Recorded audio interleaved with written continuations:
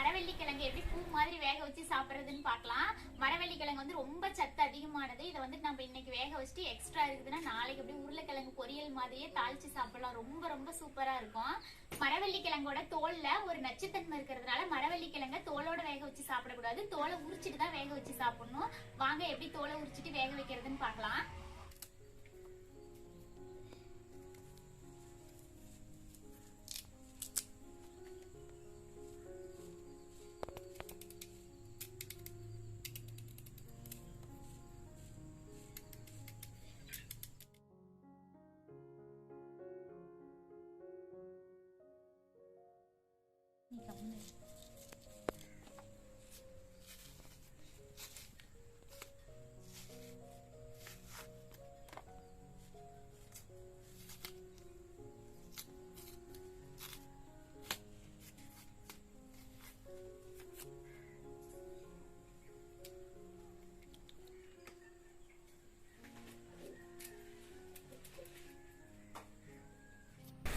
ரெண்டு தோல் இருக்குது பாருங்க. மேலே வந்துட்டு ப்ரௌன் கலரில் ஒரு தோல், உள்ளே வந்துட்டு ஒயிட் கலரில் ஒரு தோல். இந்த மேலே இருக்கிற தோல் ரொம்ப லேசாக இருக்கும், இந்த உள் தோல் தான் நல்லா மொத்தமாக இருக்கும். ரெண்டு தோலையும் உரிச்சிட்டு தான் வேக வைக்கணும்.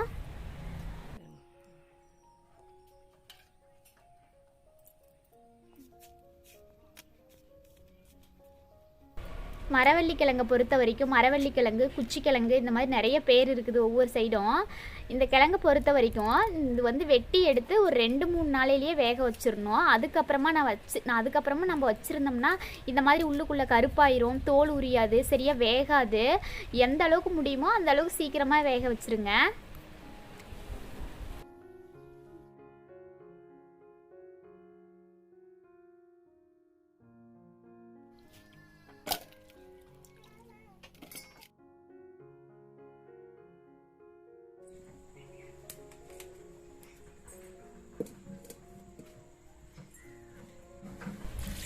கிழங்க வச்சுட்டு கிழங்கு முழுகிற அளவுக்கு தண்ணி சேர்த்துக்காங்க. ரொம்ப அதிக தண்ணியும் வேண்டாம், கிழங்கு முழுகிற அளவுக்கு கரெக்டாக இருந்தால் போதும். அந்த தலை தடவைன்னு சொல்லுவாங்க, அந்த அளவுக்கு இருந்தால் போதும். கூடவே உப்பு சேர்த்துக்காங்க. கிழங்கு வேக வைக்கும்போது எப்பயுமே உப்பு கம்மியாக போட்டு வேக வைங்க, அப்போ தான் நல்லாயிருக்கும். அவ்வளோதான், நம்ம மூடி வச்சிடலாம், கிழங்கு வேகட்டும்.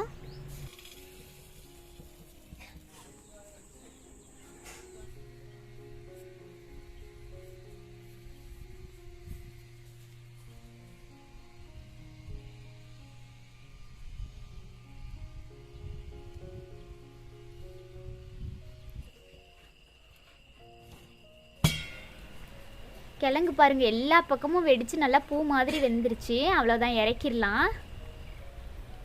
இறக்கிட்டு உடனே தண்ணி வடிச்சிருங்க, இல்லைனா கிழங்கு தண்ணியோடு வச்சோம்னா நீர் கோர்த்த மாதிரி ஆயிரும், அப்புறம் நல்லா இருக்காது, சலசலன்னு இருக்கும். தண்ணியை வடிச்சிட்டு ஒரு இலையிலையோ தட்டுலையோ மாற்றிக்கோங்க.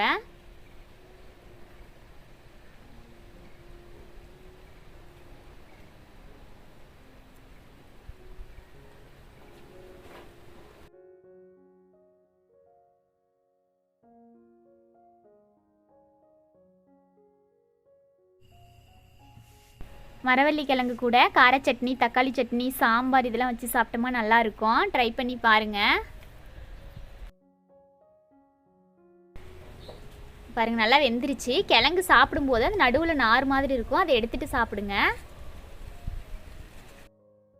மரவள்ளி கிழங்கு இப்போ வேக வச்சு எடுக்கிறதுக்கு இருட்டாயிருச்சு. இப்போ சுட சுட எல்லாரும் சாப்பிட்டுட்டு மிச்சம் இருக்கிற கிழங்க வந்துட்டு நாளைக்கு தாளிச்சு உங்களுக்கு காட்டுறேன். அது எப்படி தாளிச்சு வறுவல் செஞ்சு சாப்பிட்றது அப்படின்னு பார்க்கலாம். இந்த கிழங்க விட சுட சுட சாப்பிட்றத விட நாளைக்கு வறுவல் செஞ்சு சாப்பிட்றது ரொம்ப டேஸ்டா இருக்கும். நேற்றுக்கு கொஞ்சம் தான் சாப்பிட்டோம். இதை வந்துட்டு தாளிச்சு காட்டணும் அப்படிங்கிறதுக்காகவே வந்துட்டு கம்மியாக சாப்பிட்டுட்டு பத்திரப்படுத்தி வச்சுட்டோம். இப்போ வாங்க இது எப்படி வறுவல் செய்யறதுன்னு சொல்லி பார்க்கலாம்.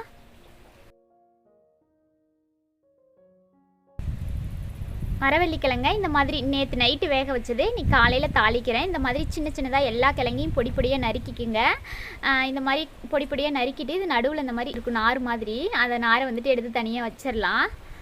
வச்சுட்டு எல்லா கிழங்கையும் இந்த மாதிரி பொடி பொடியாக கட் பண்ணிக்கலாம்.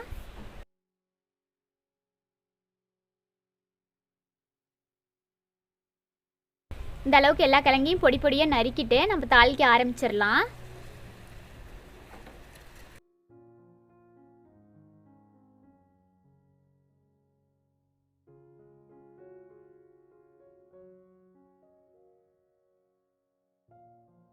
கடாய் ஹீட் ஆனது ஒரு 3 ஸ்பூன் எண்ணெய் சேர்த்துக்கோங்க. 1 ஸ்பூன் கடுகு,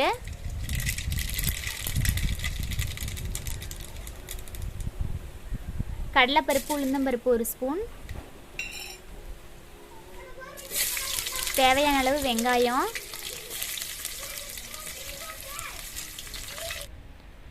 வரமிளகாய் 2, கருவேப்பிலை இருந்தால் கூட சேர்த்துக்கோங்க. வெங்காயம் நல்லா வதங்கட்டும். வதங்கினதும் கறி மசால், மிளகாய்த்தூள், மஞ்சள் தூள் இது 3 ஒவ்வொரு ஸ்பூன் சேர்த்துக்கலாம்.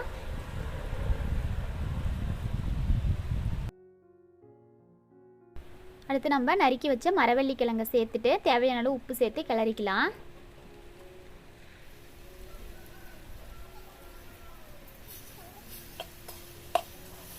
மரவள்ளி கிழங்குக்கு வந்துட்டு எண்ணெய் கொஞ்சம் அதிகமாகவே ஊற்றிக்கங்க, அப்போ தான் டேஸ்ட் இன்னும் கொஞ்சம் நல்லாயிருக்கும். கிழங்குல வந்துட்டு ஏற்கனவே நேற்றுக்கு உப்பு போட்டு வேக வச்சுருந்தோம், அதனால் உப்பு வந்துட்டு பார்த்துட்டு கம்மியாகவே சேர்த்துக்கோங்க.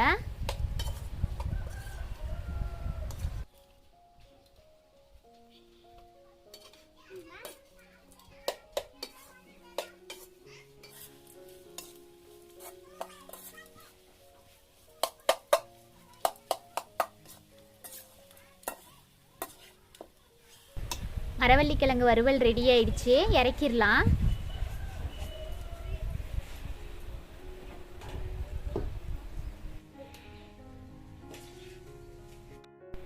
தேவையான அளவு மல்லி இலை தூவி 2 கிளறிட்டு சாப்பிட ஆரம்பிச்சிடலாம்.